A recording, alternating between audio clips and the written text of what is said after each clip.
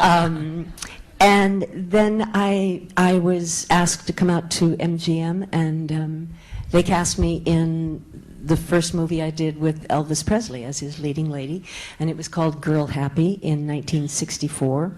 And then we made... You were his leading lady? Yes. In Girl Happy? In Girl Happy, yes, I was. Cynthia Fox. You don't remember all the names you play, but some you do. What was it like to work with Elvis Presley? It was absolutely fabulous. It was an extraordinary experience.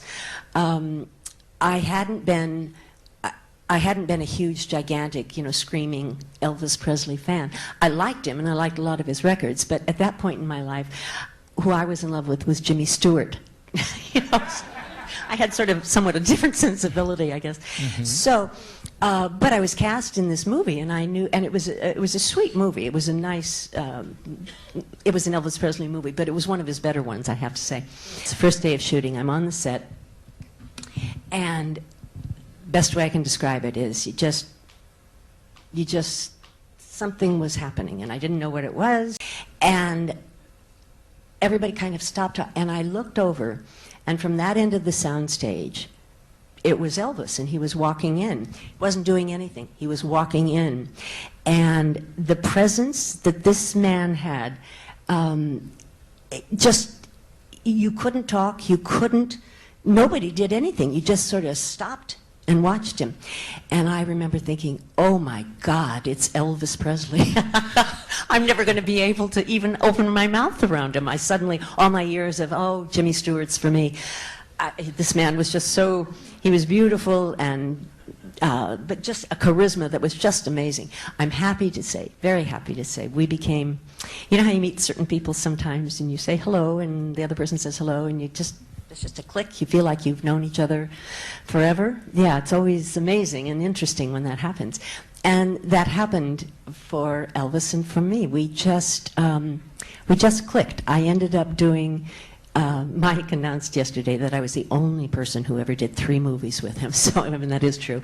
And we just had a fabulous time. There was, people usually ask me, so was there a romance? Usually the first question I'm asked is, what was Elvis like? And then the second question is, what was it like to kiss Elvis? And then the third question is usually, okay, did you have a romance with him? Well, no, I didn't. I had actually just become married, not to Mike, to my first husband, about 6 days before we started the movie. So it, but what it was, I think, for Elvis was that because every woman around him, I'm telling you, it was just like radar. They would just go flying for him.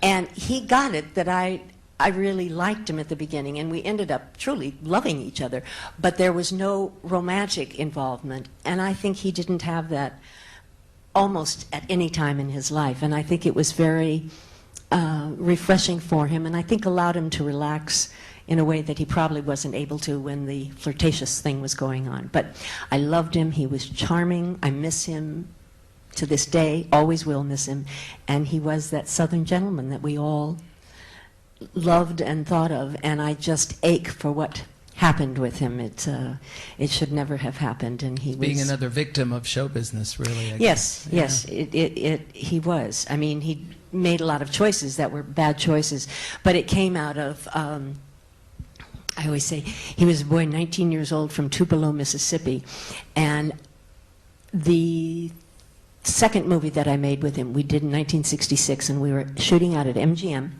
And MGM, they've seen everybody. You know, they've seen Clark Gable, they've seen, just mention a star, and they were always there. They don't care about anybody. They usually are just looking at their watch. When is it time to go home? Okay, so I'm at the commissary one day having lunch, and my back is to the door. And this is at sort of the lowest point of Elvis's career, because the Beatles had arrived, and the Beatles had swept everything. And but we were still doing this movie. Anyway, the MGM commissary was a gigantic room, and I was having lunch with somebody, and I was facing her this way, and the door of the commissary was in back of me, and then all of a sudden, it was that same, something was happening, you know, and I didn't know what it was, and then I swear to you, nobody believes me, but this is the truth, this is what happened. Everybody in the commissary started to get up, and and I thought, what in the world? And they were just rushing, and I turned around, and you know how when you're trying to look through a glass door, you're outside, the sun is out, and you have to do this to see in? Well, it was Elvis, and he was looking in, and he was seeing in, and all of the people at the MGM commissary, were running to the door to get to him, and you saw him, just see them, and then he just disappeared. So I've always thought, here he was at the lowest point of his career. He's been taken over by the Beatles, et cetera, and this commissary, which had to have, 700 people in it, went racing after him. What was it like to be a 19-year-old boy from Tupelo, Mississippi, and have that happen only 10 times more, 100 times more? He almost, I hate to say it, but almost didn't stand a chance to survive that. It was such an unreal, out-of-world experience, and I don't think anybody can understand it unless it happens to them. I saw it, but it's just hard to imagine. But I loved him, and I still love him, and I miss him every day. Elvis. Elvis. Everybody always asks about Elvis. Yes, he was a wonderful man. I truly loved him. We had a lovely relationship. Because I did 3 movies with him, it spread out over a number of years. And you know how you meet some people, and right away when you meet them, you kind of go, hello, and you just connect. You don't know what it is, you just connect. And that happened for the two of us. It was odd. It was not a romantic thing. I had, in fact, just gotten married, my first marriage, about 17 days before that. Oh, wow. And so, yeah, so I was an exuberant bride. I was so, like kids used to do in school, Mrs. So-and-so and so. I was still in that phase, writing that all the time. But he and I just sort of connected, and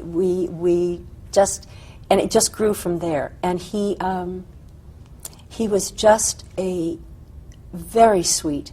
He was the good Southern boy, everything, all of those Southern manners, yes ma'am, no sir, thank you ma'am, etc. All of those things were really such an integral part of him. It didn't have any sense of somebody trying to do that or to remember to do that. It's just clearly part and parcel of who he was. And he had a darling sense of humor. He and his guys that were with him, they loved to play practical jokes on people. They had, like water balloons and stuff like that. They loved those kinds of things. And I have actually the favorite picture I have of the two of us is one. It was taken at the end of it was the last scene in a movie called Clam Bake, the last one we did together. And in this scene, Elvis. Well, as I've said a lot of times, the movies were always the same. He was a race car driver or a ski instructor, and we were always in Florida. And it was, but this particular one, he was a race car driver, and he coming down to Florida for the spring vacation. He was incredibly rich. I mean, just rich, family money, and. On the way down to Florida, he stops in at this gas station, and I don't know if you remember a lovely actor by the name of Will Hutchins. He played Sugarfoot on television many years ago, and he worked as the gas man there, and they decided to switch places because Elvis has a job to be the ski instructor. Oh no, Will has the job to be the ski instructor. So they change places, and Will is of course delighted. He's driving a Maserati. He's doing this. He's doing that, and Elvis shows up just as this guy who's going to give ski lessons. But the movie goes on, and in the very last scene, obviously, I've fallen hard for him. And he said, "No, really." He said, We switched places. I'm who this," and she goes, "No." And he finally pulls out his wallet, and he hands it to me, and I'm supposed to open it up and see his driver's license and all of that. Well, he and the boys had. There was a picture that went around years ago of a really gnarled-faced old woman with no teeth, and just her face had sort of collapsed in on itself. Nobody ever knew whether it was an actual photograph or not. Right. But it was quite funny. Anyway, so we're doing this scene, and I open it up, and this woman is looking back at me. And this is one of those things that is never as funny when you're retelling it, but at the time you're doing it, it's hysterical. And I laughed so hard, and he was laughing so hard, and the set photographer was there, and he caught the moment, and so you really see me laughing, and I'm clearly hysterical. And they catch him. He's just kind of going to hit the steering wheel because he's laughing so hard. So he's almost a tiny bit out of focus, just a little bit, but he's laughing so hard. It's just clearly a really, just a sweet moment. And it's one of my favorite pictures.